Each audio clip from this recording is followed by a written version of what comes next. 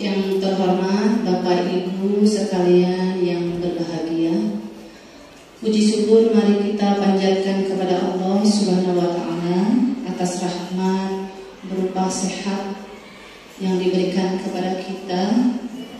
Dan tidak lupa juga mari kita sampaikan salawat serta salam kepada Nabi besar kita Muhammad Sallallahu Alaihi Wasallam.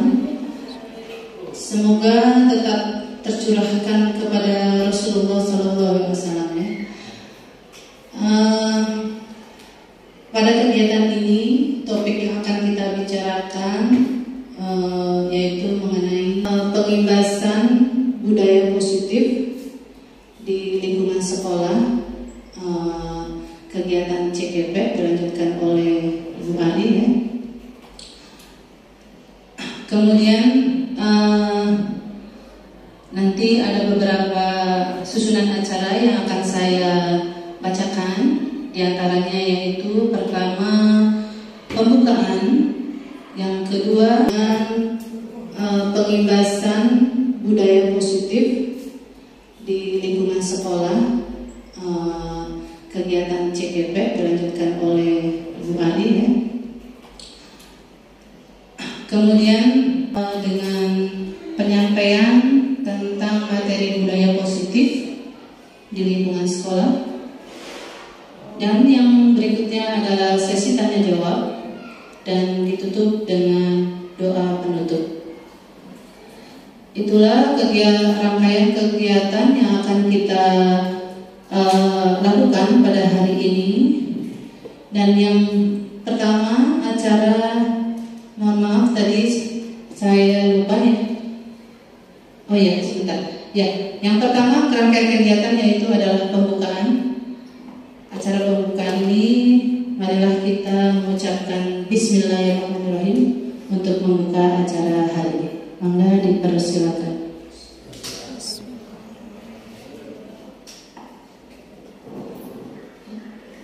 Terima kasih Bu Bapak Guru. Acara yang kedua yaitu berlanjut Ibu Ari Wahyudi. Mangga waktu dan tempat disilakan.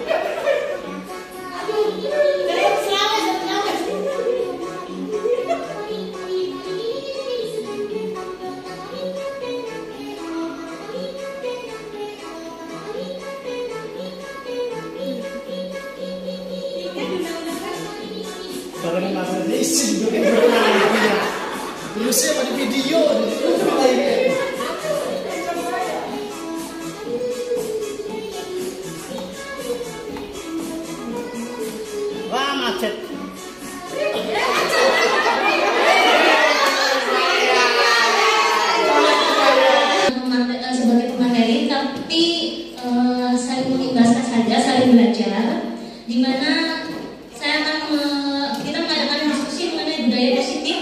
Ada 5 posisi kontrol dan segitiga restitusi. Apakah itu? Kita saksikan dulu ini ya.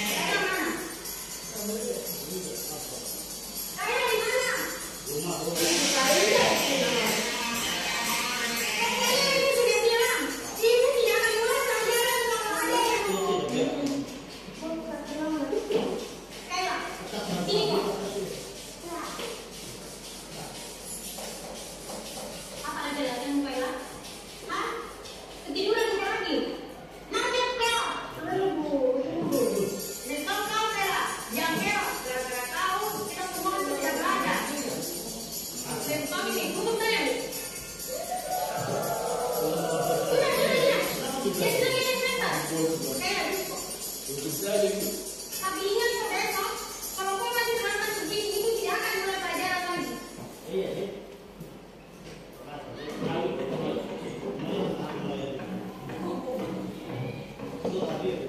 Selamat pagi anak-anak.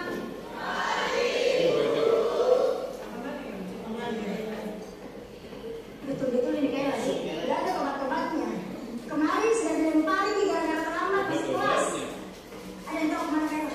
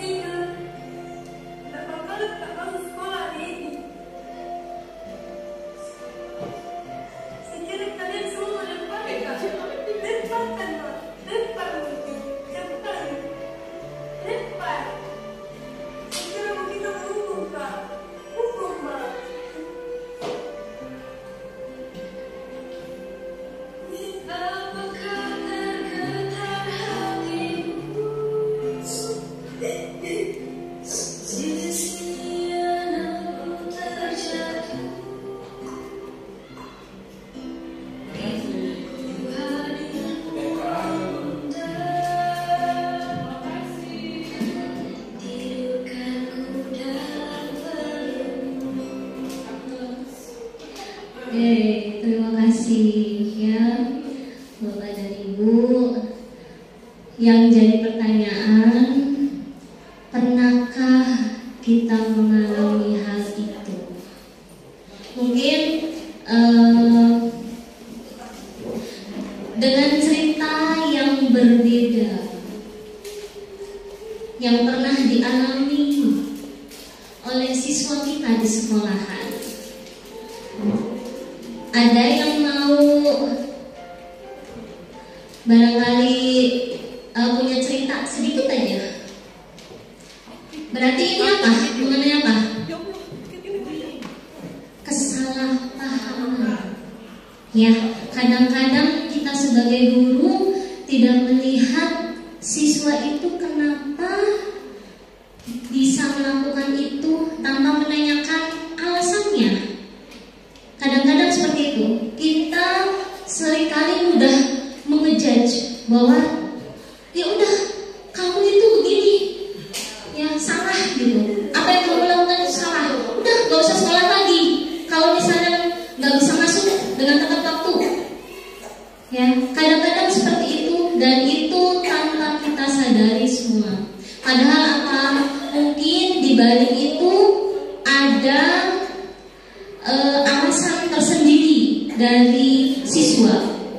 Nah di sini coba ada pertanyaan ya, menurut Bapak Ibu setuju atau tidak setuju? Yang pertama, hukuman dapat mendisiplinkan anak. Setuju atau tidak setuju? Hukumannya seperti apa? Ya, hukumannya seperti apa? Mangga.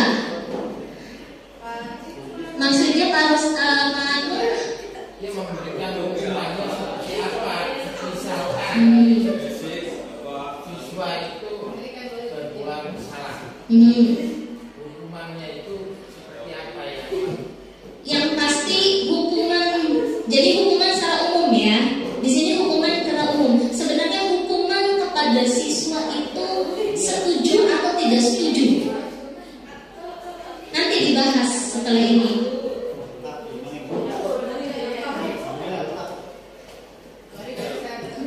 Iya, boleh. Kalau menurut saya, ini kebanyakan hukuman dapat mendisiplinkan anak ya. Sebetulnya hukuman itu kan bisa berupa fisik atau berupa non fisik ya. Kalau untuk hukuman fisik saya tidak setuju bahwasanya hukuman fisik itu dapat mendisiplinkan anak. Jadi hukuman yang tadi kata Pak Nuryadi bilang tergantung hukumannya seperti apa. Itu kalau saya hukuman itu ada yang fisik dan non fisik. Kalau selama fisik itu tidak dapat memberikan value yang nanti akhirnya adalah mendisiplinkan anak, karena nanti takutnya itu bisa menjadi bullying dari guru kepada siswa gitu ya. Contoh misalnya kadang-kadang kita masih lari keliling lapangan dulu gitu. Akhirnya anak pingsan. Tapi nilai akhirnya itu anak ya tidak sadar, tidak menyadari, malah timbul kebencian kepada guru. Kalau non fisik misalnya berupa hal yang mendidik gitu. Misalnya kalau ada anak yang kemarin di sekolah kita itu ya, anak yang telat duha disuruh menyebutkan menyebutkan Asmaul Husna gitu. Itu kan mendidik gitu. Selama hukuman itu mendidik dan tidak berhubungan dengan fisik, saya setuju. Nah, ini berlanjut di nomor 2 Bapak Ibu. Ya, pemberian hukuman dengan hal positif seperti membaca atau membersihkan halaman sekolah, apakah dapat meningkatkan disiplin anak? Nah, itu nanti kelanjutan ke sana. Sebab pemberian hukuman itu sebenarnya boleh atau tidak, kan gitu. Ya, nah seperti itu. Baik. Kemudian, apakah memberi penghargaan juga dapat meningkatkan motivasi belajar anak. Bisa iya, bisa tidak, ya. Baik, kita lanjutkan. Nah, di sini sebenarnya eksplorasi konsep yang saya pelajari itu ada 6, ya. Tapi yang hari ini kita akan bahas yaitu mengenai 5 posisi kontrol dengan segitiga restitusi yang benar-benar berhubungan dengan siswa. Saya yakin untuk keyakinan kelas ibu bapak sudah pernah membuat. Kemarin saya pernah berdiskusi dengan Ibu Linda, ya. Ibu Linda pernah membuat keyakinan kelas, ya kan, ya. Nah itu. Jadi yang hari ini kita akan bahas adalah 2. Coba, jika ini kegiatan kepala tangan, ya, dengan sobeklah secari kertas kecil, tuliskan benda atau sesuatu yang dapat berharga untuk Anda. Letakkan di salah satu tangan Anda dan genggam benda tersebut dengan segala daya. Buatlah sebuah kepalan. Nah, teman D-nya mencoba dengan sekuat tenaga dengan berbagai cara untuk meminta Anda memberikan benda tersebut. Bisa membujuk, mengancam, menghardik, merayu. Ada yang mau memperagakan? Silakan, ya. Gimana caranya? Coba. Saya ini pegang ini. Oke, ya saya pegang. Gimana caranya Bapak dan Ibu agar saya bisa memberikan yang apa yang ada di kanan saya? Gimana caranya?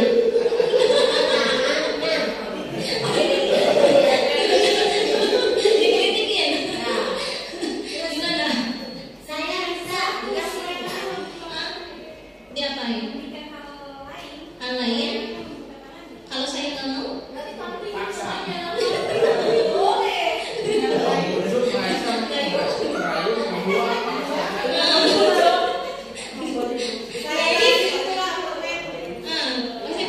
Nah ini sebenarnya gambaran kita semua Bapak Ibu, ya. Ini gambaran kita semua. Bagaimana caranya agar kita bisa istilahnya mendidik anak dengan baik itu kayak gimana sih? Dengan berbagai macam variasi yang ada, ya kan? Ya.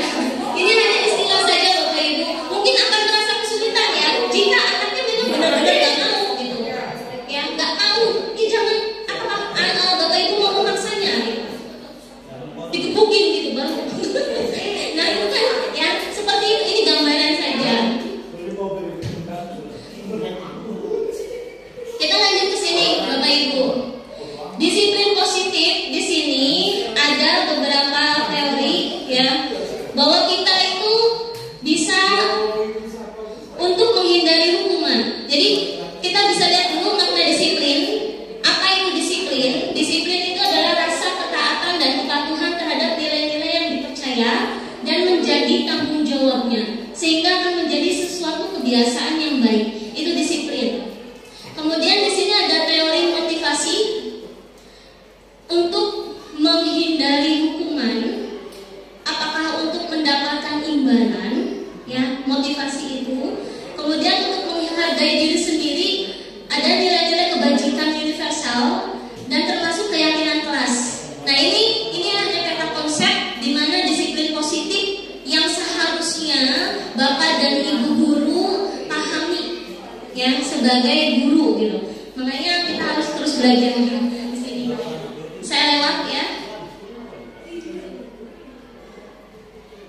Nah ini paradigma teori kontrol, bahwa guru katanya bisa mengontrol murid. Betul tidak? Dengan cara apa? Pemaksaan? Iya. Bahwa kita katanya guru itu bisa mengontrol murid.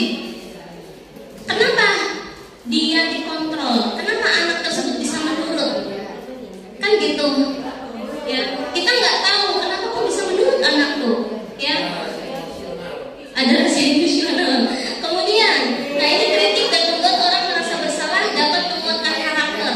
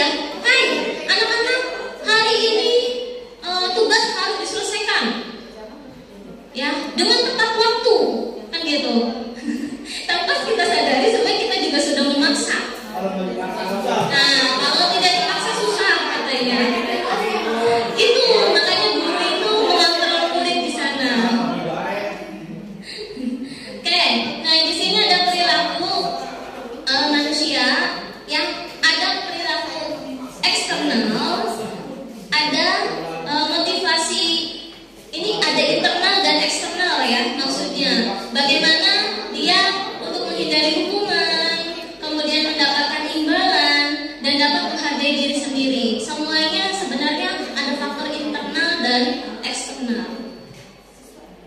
Menurut Ki Hajar Dewantara, merdeka, kita kan kurikulum merdeka ya, artinya apa sih katanya? Tidak hanya terlepas dari perintah, akan tetapi juga cakap buat memerintah diri sendiri.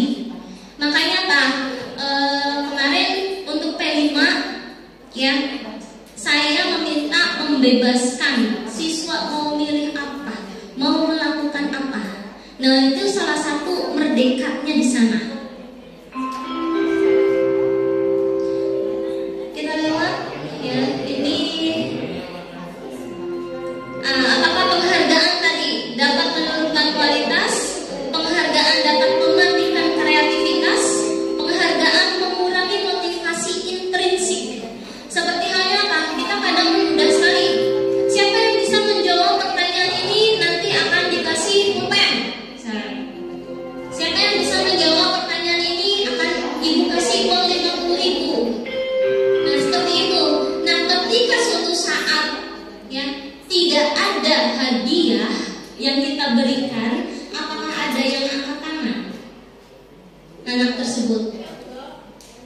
Itu di sana pertanyaannya. Kadang-kadang ya, jadi kan ada motivasi internalnya. Jadi gimana caranya kita sebagai guru bisa memotivasi secara internal? Jadi tanpa mengharapkan imbalan atau penghargaan apapun. Jadi sebenarnya imbalan penghargaan benar nggak? Benar. Boleh? Boleh, tapi dengan cara yang lain. Ya, kalau bisa. Dengan cara yang lain. Oke, nah di sini kita lanjut aja. Oke, di sini ada kasus ya. Silakan Bapak dan Ibu boleh perwakilan menuliskan.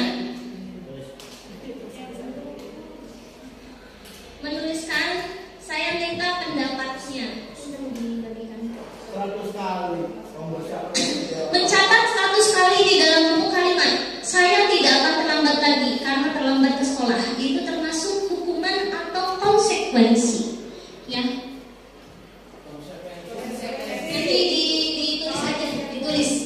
Nanti saya minta pendapatnya. Kenapa Bapak menjawab hukuman? Mengapa Bapak Ibu menjawab konsekuensi? Iya, nomor 1 Bapak.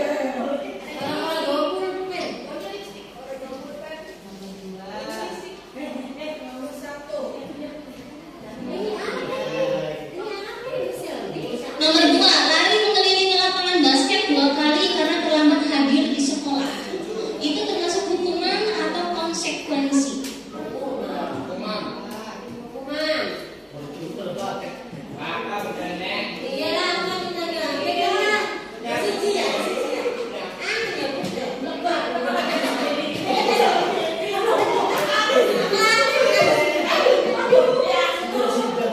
Sudah, Bapak Ibu? Sudah? Nomor 1, siapa yang mau berpendapat? Gak apa-apa, kita sama-sama belajar. Pak Surito. Tes. Terima kasih kepada Bu Ari untuk menjawab nomor 1, yaitu konsekuensi. Ya, kalau konsekuensi, kalau menurut saya itu 100 kali itu lebih ringan. Karena saya di lapangan sebagai tim K3, ya anaknya itu saja sudah dibersihkan WC, nyapu, ngepel, ya itu mah gampang 100 kali. Wah, ya. Kalau ya, itu gampang. Jadi perlu kadang-kadang kita sebagai guru itu mohon maaf, saya membaca satu artikel kenapa Vietnam itu lebih maju daripada Indonesia. Ya, ternyata saya membaca artikel suatu media Vietnam itu ternyata ada kewajiban siswa dalam semi militer. Iya, ya sehingga kedisiplinannya itu lebih maju daripada kita. Kita itu guru yang mohon maaf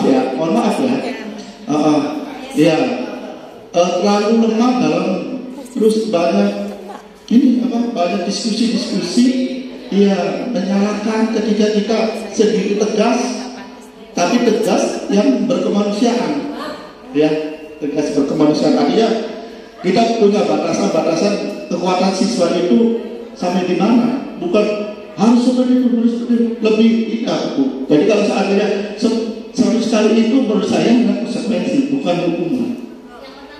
Iya, betul.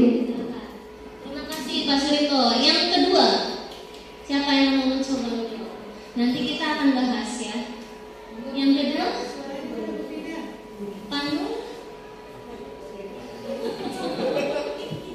Yang kedua, nggak apa-apa, jawab aja. Kita sama-sama belajar di sini. Ya.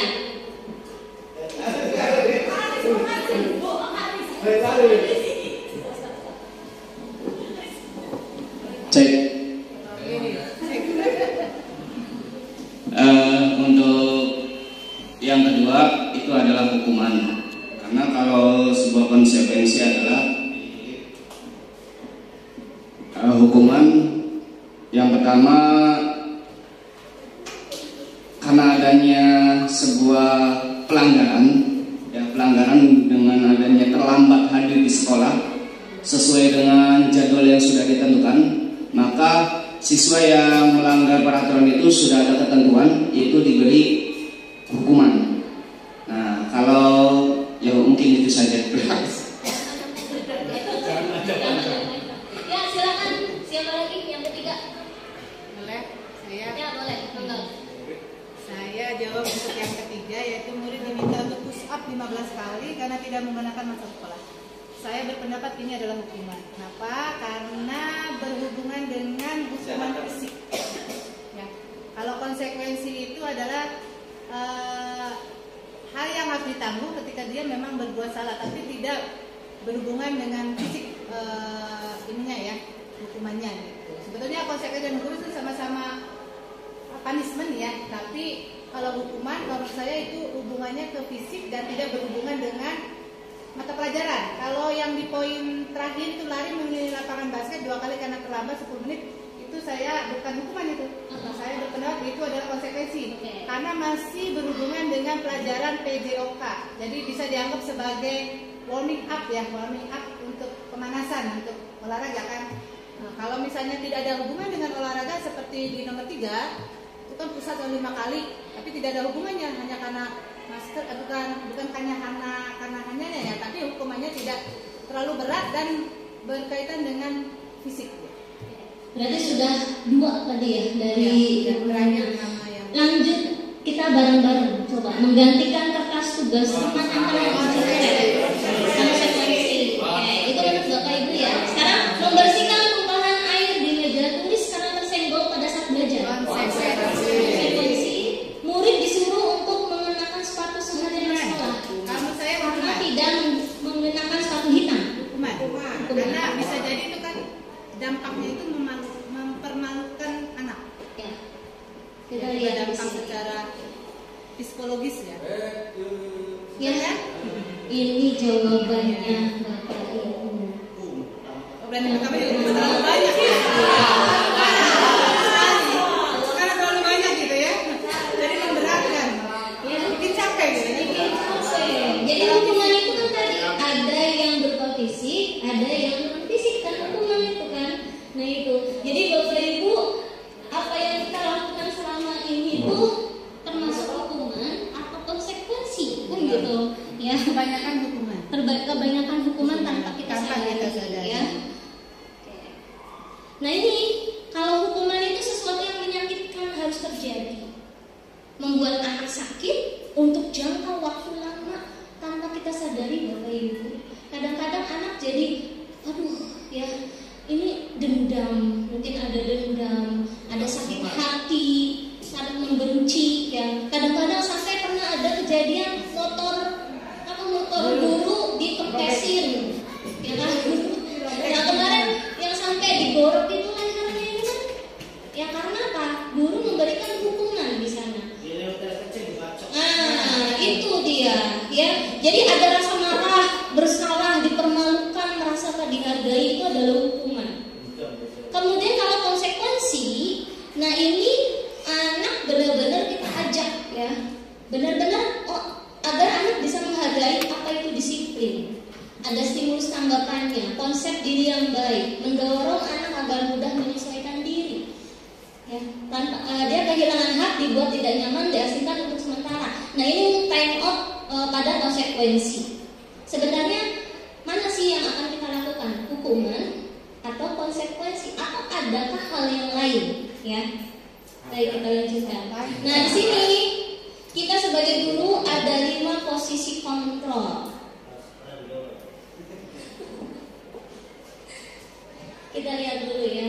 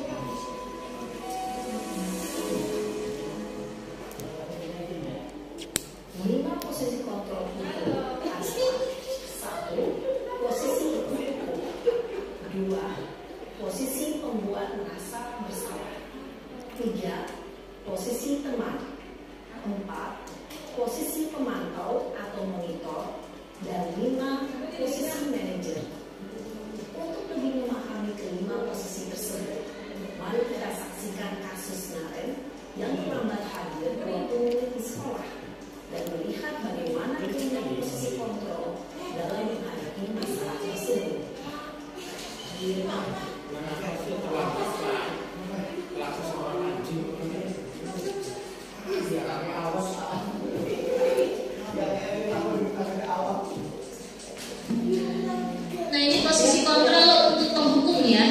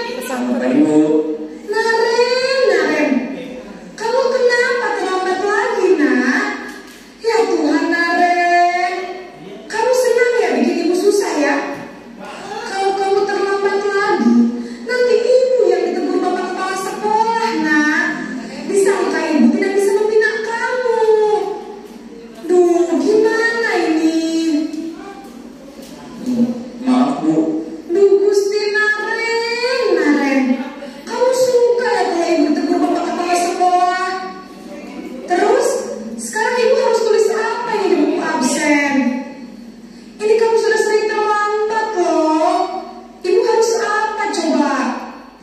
Bu, maaf sekali. Ya sudah, lain kali jangan bikin ibu susah lagi ya nak ya. Ibu tidak akan kuat lagi kalau kamu begini terus. Bisa jantungan kalau ibu tegur bapak kepala sekali. Sana cepat, keras. Maaf ya Bu, maaf sekali. Posisi pembuat rasa bersalah berbicara dengan nada tenang, cenderung lembut, namun kata-kata yang diucapkan membuat merasa menjadi orang yang gagal, memandang buruk dirinya sendiri, merasa tidak berharga dan tidak sanggup membahagiakan orang lain. Ketika guru memanggil posisi pembuat rasa bersalah, murid akan menganggap dirinya yang bersalah dan ia akan menyimpan emosi negatif tersebut di dalam dirinya.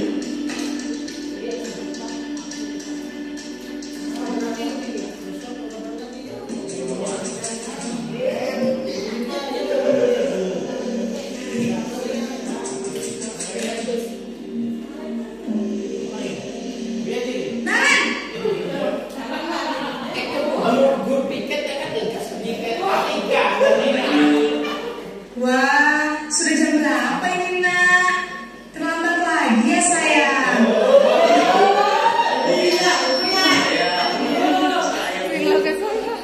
Kamu malah menyalahkan ibu kamu. Kamu bukannya anak yang lari yang paling kencang. Kok terlambat sih? Iya Bu, saya memang terlambat bangun tadi. Jadi biarpun saya lari kencang, tetap gak kejar Bu. Ya sudah sana, nanti lain kali larinya lebih kencang lagi ya. Jadi senang ibu, demi ibu, bisa kan? Ya sudah sana, Awas, ada saja. kan terlambat lagi. Besok terlambat lagi ya. Si teman, guru berbicara dengan nada suara ramah, cenderung bersenda gurau untuk menjaga suasana tetap santai. Murid akan merasa senang, aman, dan akrab dengan guru. Identitas pencipta adalah identitas sukses atau berhasil. Namun, perlu diingat, karena ini masih dorongan eksternal, maka ada faktor ketergantungan dari murid kepada orang tertentu. Di sini, guru aksennya, sehingga di lain waktu, murid bisa berperilaku baik, namun hanya kepada orang-orang tertentu saja.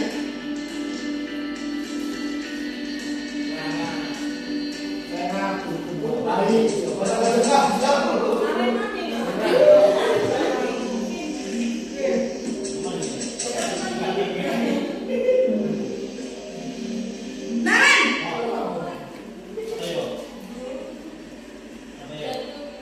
Selamat pagi Bu. Naren, apa peraturan sekolah kita tentang jam berapa kita harus masuk sekolah, nak? Kita harus di sekolah jam 7 Bu. Iya betul, sekarang sudah jam 7.20. Naren sudah tahu konsekuensinya jika terlambat hadir. Paham Bu, saya harus tinggal kelas pas jam istirahat selama 20 menit. Iya benar, konsekuensinya demikian.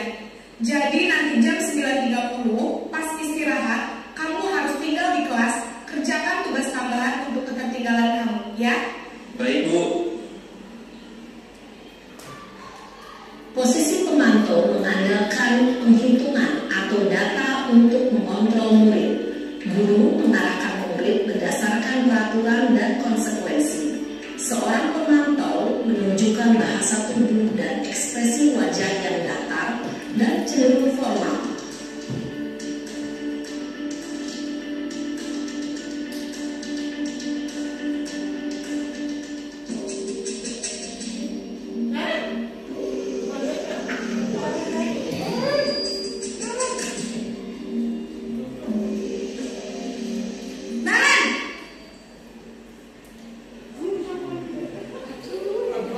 Selamat pagi Bu. Selamat pagi, Naren. Maaf Bu, saya terlambat. Iya, sekolah masuknya jam 7, sekarang sudah jam 7.20. Jadi sekarang bagaimana ini, Naren? Maaf Bu, saya lupa setel alarm saya semalam. Baiklah, menurut kamu, keyakinan sekolah yang mana yang perlu kamu tingkatkan?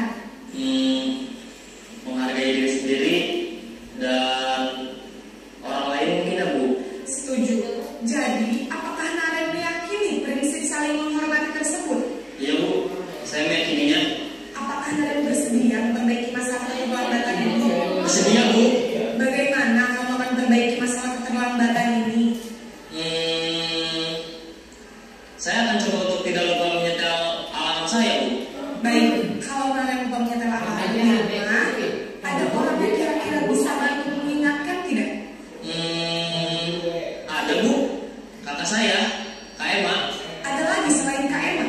Selain Kak Emma, ada ibu saya. Baik, jadi yang mengingatkan Naren adalah Kak Emma dan ibu kamu ya. Kira-kira akan mulai start alarm kapan nih Naren? Setelah pulang sekolah, akan segera saya lakukan. Baik, jadi Naren akan setel alarm untuk bangun besok pagi dan akan diingatkan oleh kakak dan ibunda Naren ya. Ada lagi yang mungkin perlu dilakukan Naren agar tidak terlambat bangun lagi? Tidak ada Bu. Baik Naren, terima kasih untuk kerjasama kamu. Sekarang kamu perlu kembali ke kelas untuk belajar. Baik Bu, terima kasih. Posisi manajer adalah posisi kontrol yang disarankan untuk murid-murid memiliki sikap disiplin yang positif, yaitu murid yang mandiri, bertanggung jawab, dan dapat memecahkan masalah. Tujuan dari posisi ini adalah agar murid dapat berefleksi atas tindakannya. Guru akan terus memberikan pertanyaan-pertanyaan bermakna, sehingga membuat murid dapat belajar dari kesalahannya dan mencari sebuah solusi untuk menyelesaikannya. Ibu dan bapak guru hebat, setelah mengamati adegan kelima posisi kontrol tadi, kira-kira posisi mana yang paling ideal? Posisi mana yang dapat menunjang motivasi intrinsik murid? Ya, tentu posisi manajer. Posisi ini memang posisi ideal yang ingin dituju setiap pendidik. Pada posisi inilah, guru dapat menerapkan disiplin positif yang berpihak pada murid, yang memerdekakan murid. Perjalanan seorang pendidik tentunya tidak mudah untuk sampai pada posisi seorang manajer.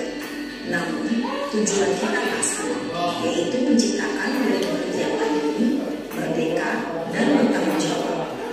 Semoga penggambaran 5 posisi kontrol yang telah diperlihatkan ini dapat menjadi ajang refleksi bagi kita semua, agar dapat terus mengasah dan menerapkan disiplin positif yang memerdekakan murid. Mari terus berlatih dan bersemangat. Selamat menerapkan. Salam dan bahagia, Ibu dan Bapak Guru hebat.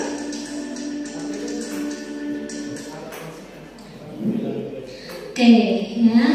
Sekarang Bapak dan Ibu Guru sudah sedikitnya menambah pengalaman. Bagaimana Bapak dan Ibu dapat bersikap mulai saat ini setelah belajar. Kita sama-sama belajar ya. Saya sendiri pribadi masih belum sempurna untuk melakukan itu, tapi saya sudah berusaha memperbaiki diri. Seperti halnya kemarin, ya, saya sudah mulai menerapkan pembimbingan kepada siswa-siswi saya secara bergantian, jadi 4 mata. Kemudian mengetahui apa sih yang mereka istilahnya ada kendala apa gitu selama ini. Kalau misalnya ada kendala, silakan bercerita. Kenapa kamu jarang masuk? Kenapa ini dan itu ya? Semuanya saya tanyakan. Masih belum ada perubahan, tapi setidaknya saya sudah mengetahui alasannya di balik itu, Bapak Ibu. Ya, nanti tinggal ada pembimbingan sesi kedua yang belum saya lakukan. Ya, jadi bertahap sudah Bapak Ibu. Ini kita nggak bisa langsung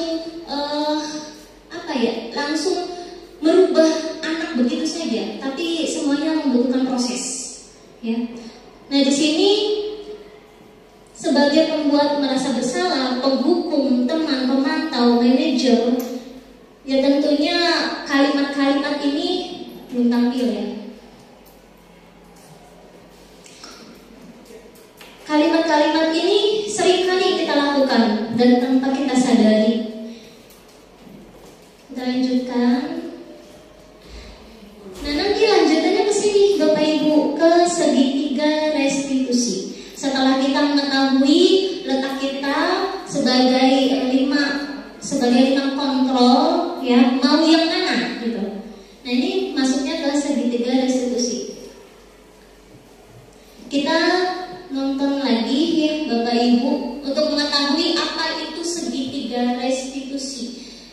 sini saya memberikan materinya itu menggunakan kasus ya.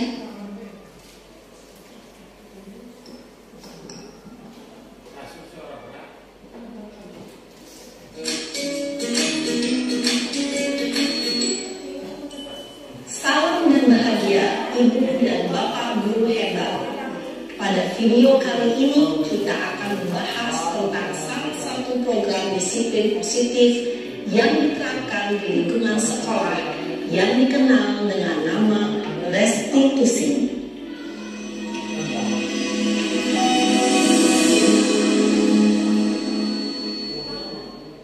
Restitusi dikembangkan oleh pakar pendidikan Diane Gosson berlandaskan pada teori kontrol Dr. William Glasser. Segitiga restitusi adalah suatu proses dialog yang dijalankan oleh guru atau orang tua agar dapat menghasilkan murid yang mandiri dan bertanggung jawab. Pada saat guru di posisi manajer, aspek yang dikembangkan pada murid adalah motivasi intrinsik, sehingga penanaman nilai-nilai kebajikan dapat tumbuh dan berkembang menjadi suatu kebiasaan positif yang akhirnya membentuk karakter murid. Proses dialog ini terdiri dari 3 langkah yang digambarkan pada ketiga sisi pada segitiga restitusi. Sisi pertama adalah menstabilkan identitas. Sisi yang kedua adalah validasi tindakan yang salah. Dan sisi yang ketiga adalah menanyakan keyakinan.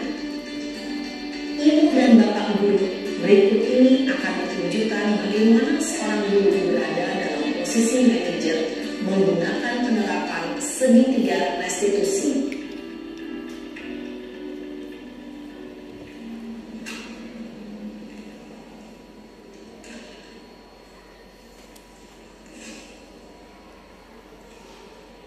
Siang, Sarah. Siang, Pak. Sudah lama gak ketemu Sarah? Kenapa hari ini ada di sini? Kesel, Pak. Kesel banget. Masa aku dikatain tukang fitnah, Pak? Ya aku marah lah. Aku balik ke TK di depan kelas. Kesel banget. Oh, begitu. Ya pasti kamu marah dan kesal. Bapak juga akan marah apabila ada yang menuduh Bapak seperti itu. Kemudian, pada saat itu, kamu mau melakukan apa? Ya saya langsung ngatain TK lah, Pak. Kesel banget. Saya bentak-bentak dia di depan teman-teman lain. Oh, begitu. Pasti kamu melakukan seperti itu karena suatu alasan tertentu, kan? Iyalah, saya diam saja, Pak. Ya saya bela diri lah. Masa saya dituduh tukang fitnah? Ya wajar lah. Mempertahankan harga diri itu sesuatu yang penting buat kamu. Untung kamu tidak lebih gegabah lagi. Hanya membentak-bentak. Iya, Pak. Untung saya masih bersabar dan hanya membentak saja. Sudah gemes padahal. Saya pasti bela diri lah. Ya pasti ya. Tapi kamu memilih untuk tetap bertahan dan bersabar. Kamu memilih untuk tidak berbuat lebih parah lagi, bukan? Iya. Nah, sekarang coba kita lihat lagi tindakan kamu yang bentak-bentak Eka di kelas. Tindakan kamu itu kira-kira sesuai dengan keyakinan kelas atau prinsip kamu tidak? Enggak lah, Pak. Capek, Pak, jadi pemarah. Jadi keyakinan atau prinsip mana yang kurang sesuai dengan keinginan kamu? Ya, saya sebenarnya sangat menghargai orang lain. Mungkin saat itu saya menjadi emosi, jadi tidak menunjukkan sikap itu. Kamu meyakini tidak? Menghargai orang lain itu penting buat kamu. Yakinlah, Pak. Iya, setuju. Kita harus saling menghargai. Namun, ada juga keyakinan yang kita sepakati yang perlu kita jalankan apabila kita sedang marah, bukan? Ya, saya bisa lebih proaktif, mulai dengan diri sendiri. Saya bisa jadi lebih bersabar, mengambil waktu jeda untuk berpikir mau apa selanjutnya. Kira-kira kamu bersedia memperbaiki masalah ini tidak? Bersedia, Pak. Kalau kamu memperbaiki masalah ini, kamu akan menjadi orang seperti apa? Saya akan menjadi orang yang bertanggung jawab kali ya, Pak. Dan senantiasa proaktif. Iya, menurut kamu bagaimana rasanya menjadi orang seperti itu? Ya nyaman lah, bangga bisa bersabar dan menahan diri. Baiklah kalau begitu. Yuk kita pikirkan bagaimana memperbaiki masalah ini.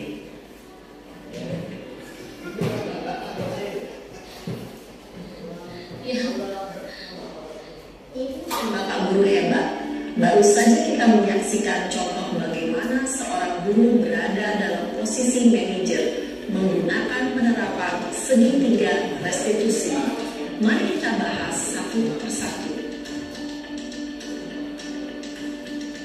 Pada sisi pertama, menstabilkan identitas berdasarkan pada prinsip bahwa membuat kesalahan adalah bagian dari proses pembelajaran.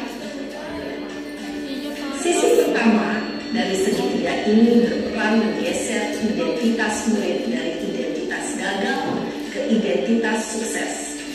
Murid yang sedang bertingkah laku yang tidak pantas atau menarik diri saat itu sedang mengalami identitas gagal.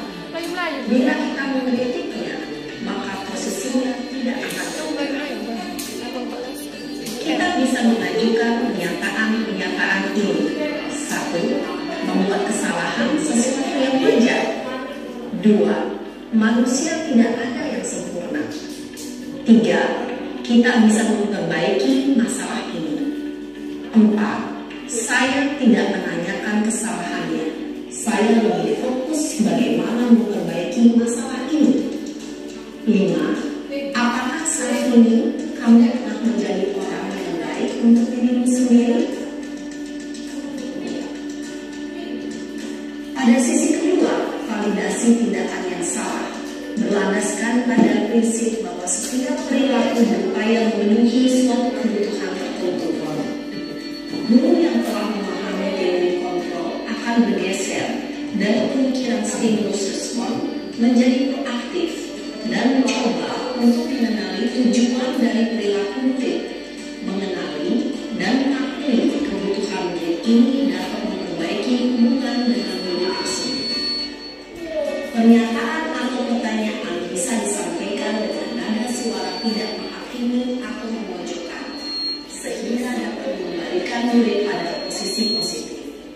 1. Kamu bisa saja bertindak lebih gegabah lagi dari ini.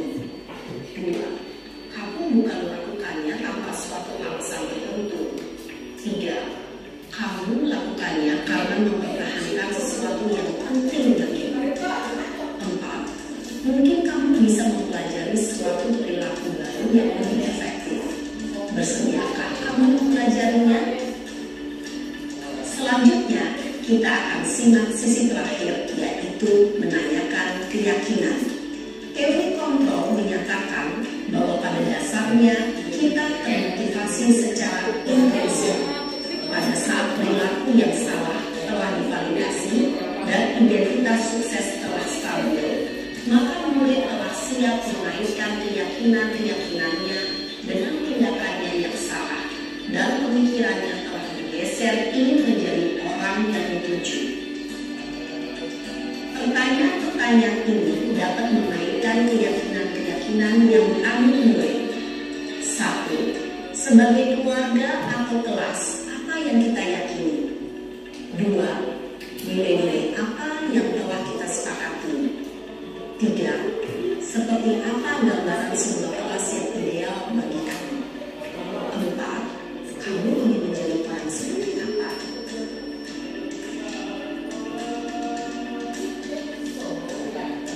Dalam menerapkan segitiga restitusi, perlu memperhatikan beberapa hal, yaitu 1. Perilaku yang salah perlu dikaitkan dengan nilai-nilai atau keyakinan-keyakinan yang telah disepakati atau dituju. 2. Kesediaan orang yang melakukan kesalahan untuk memperbaiki masalah. 3. Pemecahan masalah sebisa mungkin relevan atau memiliki hubungan dengan masalah yang ada. 4. Usaha perlu adanya suatu usaha perbaikan dari pihak yang membuat kesalahan. 5. Waktu perlu mendedikasikan waktu dari pihak yang membuat kesalahan. Tanyakan apa berulang nilai yang melakukan kesalahan. Oke, ya, Bapak dan Ibu. Berarti bisa ngepas nasihat. Materi kita terakhir yaitu segitiga restitusi. Nah, di sini ya, saya harapkan setelah apa yang kita pelajari hari ini, mulai dari 5 posisi kontrol kita sebagai guru, kita akan pilih yang mana.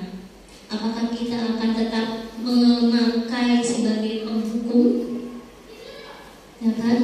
Atau apa tadi? Apalagi menghukum sebagai teman, sebagai pembuat rasa bersalah.